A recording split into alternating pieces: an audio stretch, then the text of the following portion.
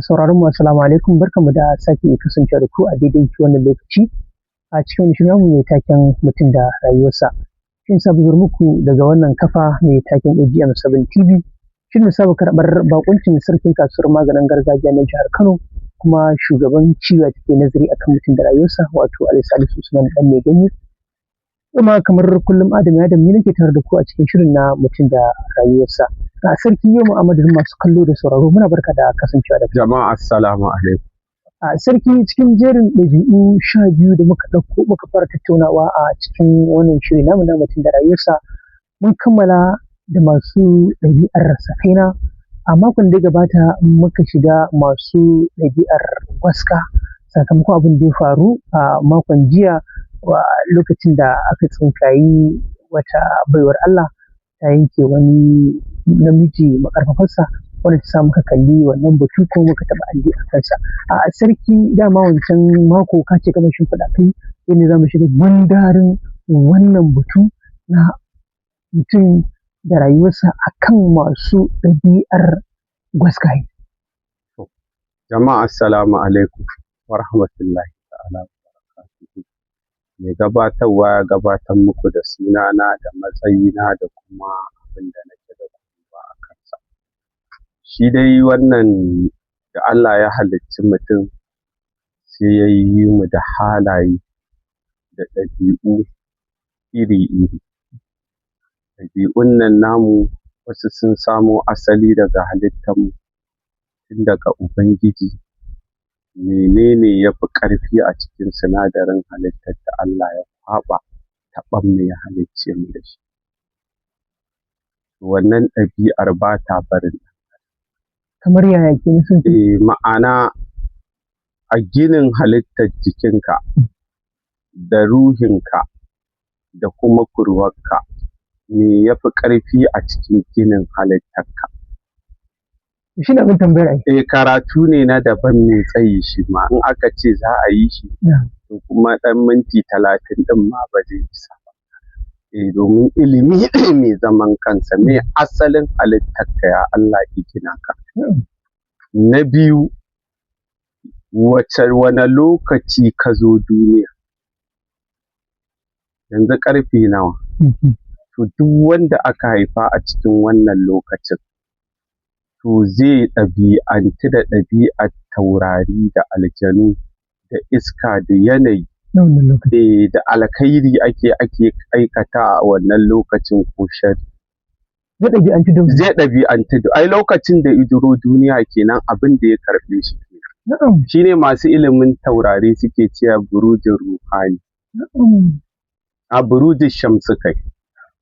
Su suke ce burujin shamsu. Wanda kuma za a haɗa ka da mahaifiyarka shi suke ce burujin ruhani. Amma ba wannan muke magana. Shi ma ilimi ne ba A kai gashi na ana ta yi a TikTok ya bazo duniya yanzu shi ne ma sabon ilimin da ake ta tashi ta kai ma mutum yanzu ba zai aure ba sai a je an fitar mata meku. Amma sarki ma iya cewa mu kaɗan da mana zuma a baki a cikin wani shirin na mutum da rayuwarsa. Na san masu bibiyo wani shiri za su so ma ɗan yi kutse wani ala a samu fa'ida. Ai muna tare da su muna tafiya kafaɗa da kafaɗa da su. Saboda mu mun ɗauko abin ne ta wata fuska daban su kuma sun ɗauko shi ta fuskar Larabawa. Mu kuma mun ɗauko abin ta fuskar ɗabi'un Bahaushe. Amma dai duk ina ake so a je guri ɗaya ne ake riska. In ka ga mutum na musun wani ilimi da yake kama da nasa bai nisa ba ne a cikin ilimi. In yayi nisa zai gano ashe kai ta ƙofar famfo ka biyo ni ta cikin ɗorayi na biyo. Za a ba haɗa Za a haɗa a junction ɗin ATC inda ake so kawai a haɗu. Duk abin ɗaya ne. Dukka abin ɗaya ne duk ilimin duniya ɗaya ne fa. Kowa yana ɗaukar fuskar da yake ya fi saninta ko kuma ita ya sani ko ita aka fi koya masa ko kuma a'a ita ike so a ita manufofinsa za su cika. In ka ji ana musun wani ilimi ana cewa ƙarya ne to siyasa ce da yawa take sa a musanta ba wai gaskiya ba. Son zuciya. Ba son zuciya ba siyasa. Ka san ita duniyan nan da yawa akwai abubuwan da ake ɓoye wa mutane wanda ba za a taɓa bayyana musu shi ba. na game da rayuwarsu da rayuwar addininsu da rayuwar ubangijinsu da kuma makomarsu. Saboda siyasa, in aka ce siyasa ma'ana buƙata ta wasu mutane. Son zuciyarsu dai. A'a, buƙata. Na'am. In aka ce buƙata ta girmi son zuciya. In aka ce yanzu misali wani abu nake so na gina na tabbatar da shi. To amma idan na bakka a wannan kujerar da kake zaune za ka zame min ƙalubale, ba zan iya tabbatar da wannan abin a rayuwa Za ba. a ci masa. To sai in zo in ɓata ka ko in turmushe ka ko in ruguza ka, ba wai dan kai ba gaskiya ba ne, kuma ba wai dan son zuciya ba, a'a kai in kana nan to ni kuma nawa manufar ba za ta cika ba. Shine siyasa, ba shine ake jam'iyya opposition party ba. Ko idan jam'iyyar SDP tana nan NRC ko ba za ta cimma nasara ba, to ya za ta danne NRC ko ita SDP ta cika. Jam'iyyun yanzu ne ban san su sosai ba. Allah da rigi sarki. Na'am, wato muka koma baya batun yanayi da ɗan adam ya zo duniya yakan ɗabi'anci da sosai kuwa.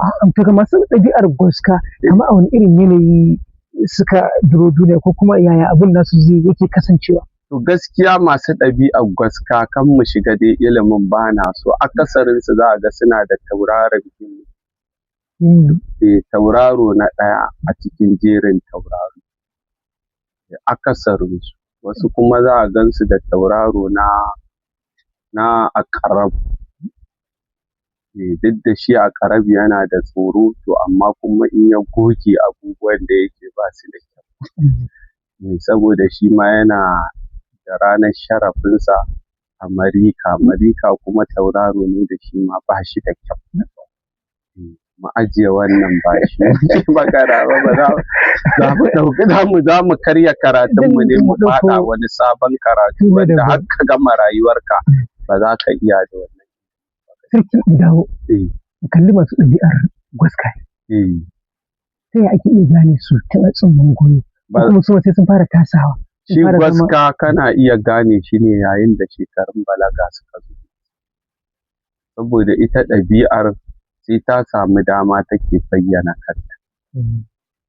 Sai ta samu dama take bayyana kanta. Saboda za a ga sai sun samu damar hankali, shiga cikin jama'a, taka wani matsayi, riƙe wata amana.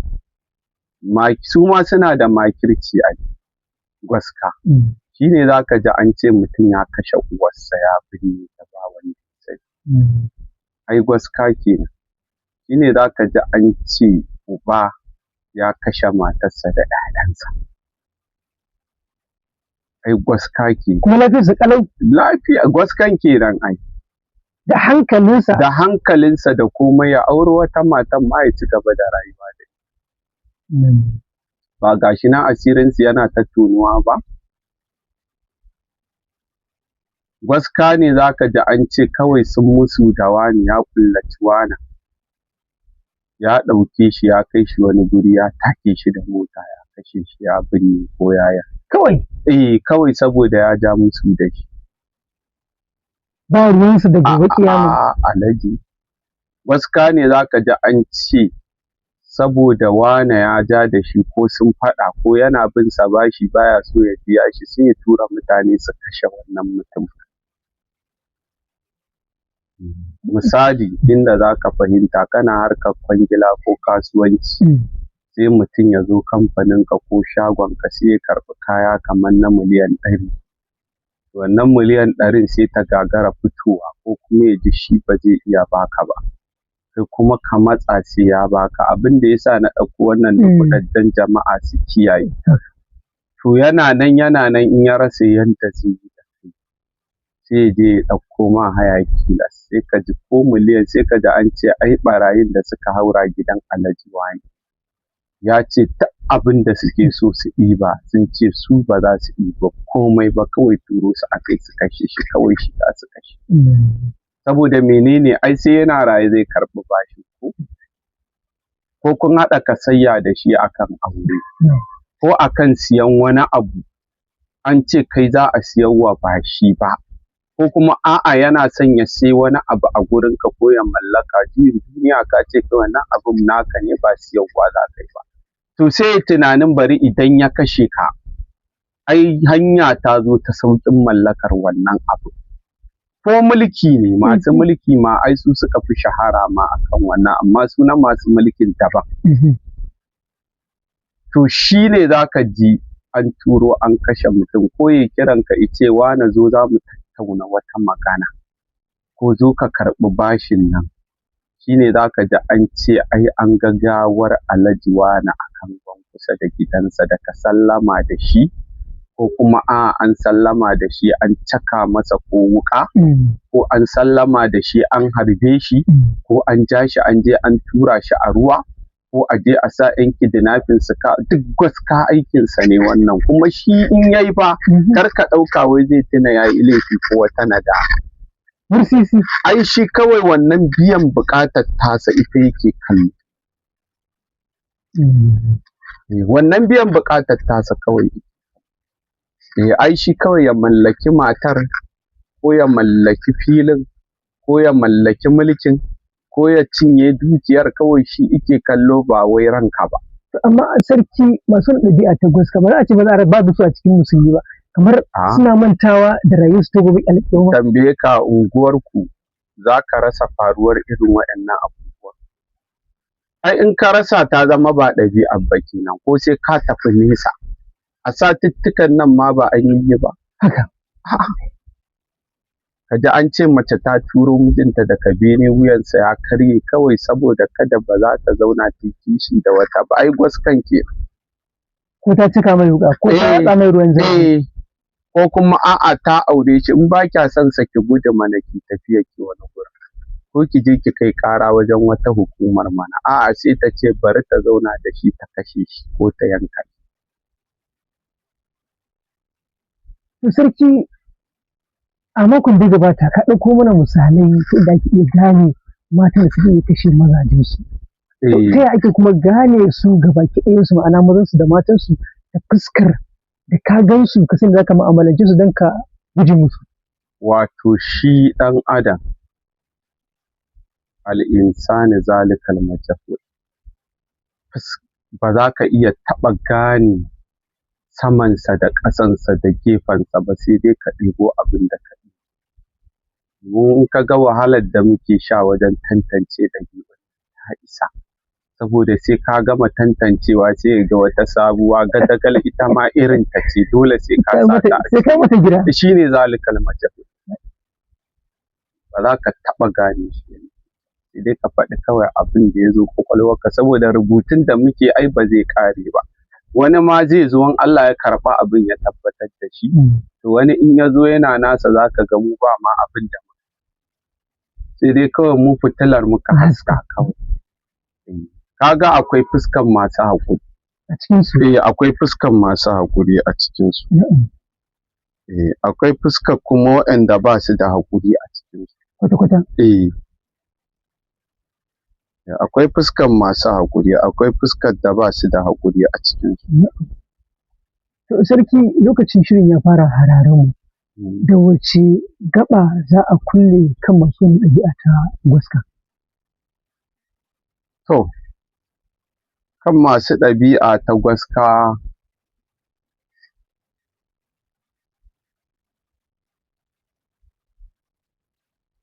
akwai waɗanda suke da siffar haƙuri.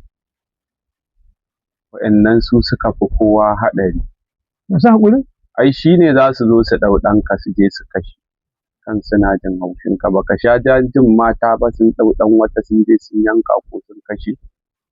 Ko wani yaron gida kan ka ɓata masa rai ya kulle gida ya kashe matar gidan. Yanzu wannan na Ɗorayi da ya ja mana baƙin jini a unguwa ya yanka mutum 6 kan na 7. Ai ka ga fuskar masu haƙuri ne. Shi ma gwaska ne. To ai ba za ka taɓa ji an faɗa da shi ba. Kuma su suka fi haɗari. Ba za ka sai za ka gan su da kyauta da alkhairi. Tsananin zumuncinsa ne ma ya sa suka aminta da shi, har yake zuwa gidansu. To amma ƙarshe yana da wani ajiyayyen abu a ransa. Ila an taka masa ko an zo masa ba a sani ba. Alhaji akwai gwaskan da ya wuce ka kashe ƙanwar babanka da ƴaƴanta. Irin su fa in ba Allah ne ya toni asiri ba da su ake jaji. Su ne ma za su ƙala wani. Makamancin wannan tunda shi ma da shi aka yi jana'iza. A'a, a ce wane ne ya yi. Akwai gwaska fuskar 'yan daba. Akwai gwaska fuskar jami'an gwamnati. Shi ne shugaban da in zai ƙarar da rabin ku sai ya yi mulki. Ba ruwansa. Ba ruwansa in za a ce ya kawo jariri 1000 a yanka ba ruwansa zai sa a nemo a yanka shi dai ya yi mulkin kawai. Su ne shugabannin da za ka ga in dai suka sa doka ko ta yi daidai ko ba ta yi daidai ba ko an yadda ko ba a yadda ba za su bazo jami'an tsaro duk wanda ya motsi a kama shi inda hali a kashe shi ko a ɗaure shi ba damuwarsu ba ne. Su wannan buƙatar dokar tasu ai su ne isassu su ne masu mulki tun da sun ce to dole sai an yi. Ba mun yi su a Najeriya ba? Mutum zai zo ya ɗaga farashin abu fiye da kimar yanda ya san 'yan ƙasa ba za su iya mallakar wannan abun ba, kuma dole wannan abun sai da shi za a rayu. Kuma a tabbatar da shi. Ba Alhaji in ba gwaska ba wa zai kai fetur 1000 da wani abu, naira 1000 kuɗin ƙasa da wani abu kuma a ce an siya dala ta haura naira 1000. Shi kansa ba ya san 'yan ƙasa ba za su iya ba. Mamursisi. A'a ko a jikinsu ai akasarin shugabannin namu gwaskaye. Ai gwaska ba wai sai wanda zai kisa ba duk wanda zai iya takure rayuwar ɗan adam ya sa ta a cikin masifa kuma ya ji shi ko a jikinsa bai damu ba ai shi ne gwaska. ‘Yan daba duk ba gwaskaye ba ne? Na'am. Ai za a ga shi gwaska a cikin ‘yan daba. ‘Yan daba kala uku ne. Akwai ɗan daban da zai iya fitowa cikin jama'a ya aiwatar da aikinsa na jagaliyanci ba tare da jin tsoron kowa ba, to shi ne cikakken gwaska. Akwai gwaska hawa na biyu, shi sai dai ya bi cikin yama ya yi, in dai a cikin yama ne to zai yi amma shi kaɗai ba zai iya fitowa ne ba. Akwai gwaska karo na uku, shi kuma gwaska karo na uku shi ne wanda sai dai ya bi dare ko ya haɗa makirci ya tabbatar da manufarsa. Wancan na ukun ya fi haɗari. Wanda zai bi dare? Kai. Haɗa wancan da wannan. Akasarin 'yan iskan da suke bin dare ai ba su da mutunci ko kaɗan. Ai dama sun fito ne kawai don su aiwatar da aikinsu ko manufarsu. Don haka duk abin da suka yi karo da shi to sai dai Allah ya ƙwace shi. Inna lillahi. To sarki za mu yi turki a wannan gaba. Har lokacin ya ci muna har muna ƙoƙarin ƙarawa. Sarki a madadin masu kallo da sauraro sai mu yi sallama da su kafin Allah kai mako mai zuwa za mu ɗora akan wannan fuska ta ɗaya fuska ta biyu da ta uku domin mu gane ko a yi bayanin inda al'umma su fara gane. Mun sati biyun ma ba zai isa ba shi yasa dole wannan jama'a sai dai su jira littafi. Haka. Lokacin da Allah ya fito da shi da mai iko. Sai mallaka. Da sarki kafin sana a yi sallama da masu sun. Jama'a assalamu alaikum. Da masu kallon mu da sauraron mu duka yi ma na maka karshen shi namu na mutum da rayuwarsa. A madadin suka taimaka shirin ya zo gare ku ba kuma da muka kasance da shi sarkin kasuwar maganin gargajiya na jihar Kano kuma shugaban cibiyar take nazari akan mutum da rayuwarsa wato Alhaji Salisu Usman Dan Ganye. Adam dan shirin kuma gabatar da ganin AGM 7 TV. Nake cewa mu tara a wani makon in Allah ya kai.